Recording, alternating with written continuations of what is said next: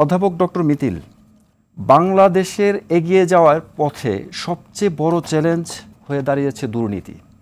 এর কারণ কি বলে মনে করেন এবং এর থেকে পরিত্রাণ পাওয়ার উপায় কি? আসলে দুর্নীতির কারণ যদি আমরা পর্যালোচনা করতে চাই, এটার আসলে হিস্ট্রিক্যাল পার্সপেক্টিভে যদি যেতে চাই, দুর্নীতি কিন্তু এটা রিসেন্ট ফেনোমেনন না, এটা সে আদিকাল থেকেই ছিল। বাট প্রশ্ন হচ্ছে, মানুষ যখন আদিকাল থেকে একটা আধুনিক যুগে এসেছে, সেটা ক্রমবিকাশে দুর্নীতি অ্যাবলিশ হওয়ার কথা, সেটা না হয়ে কি হয়েছে, দুর্নীতির লেভেলটা আরও এক্সট্রিম লেভেলে চলে এসছে।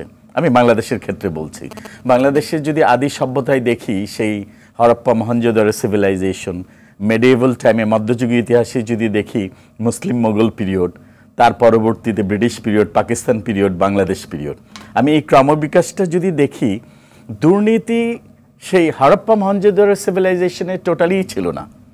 হয়তো কিছুটা ছিল মুসলিম মোগল পিরিয়ডে, যেটা আমরা মীর জাফরকে আইডেন্টিফাই করি, সেখানে ক্ষমতার জন্য, লোভের জন্যই তো সেটা করেছে।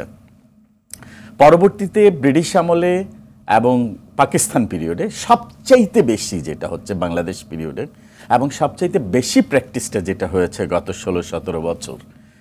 এই কারণগুলো হচ্ছে, আমি অন্তর্নিহিত কারণগুলো যদি খুঁজি, আসলে দুর্নীতিকে এখন মানুষ ধরে নিয়েছে, করাপশন বিকেম ইনস্টিটিউশনালাইজড, এটা প্রাতিষ্ঠানিক রূপ পেয়েছে।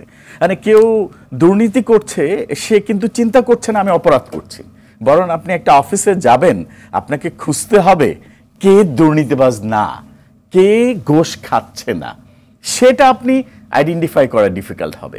আমি রিসেন্ট কিছু প্র্যাকটিস আমি বলছি, গত 16-17 বছর একটা অফিসে গেলে যে ওনার কাছে যাবেন, উনি তো পেপারস যদি ঠিক না হয় ছাড়বে না, কারণ উনি ঘুষ খায় না।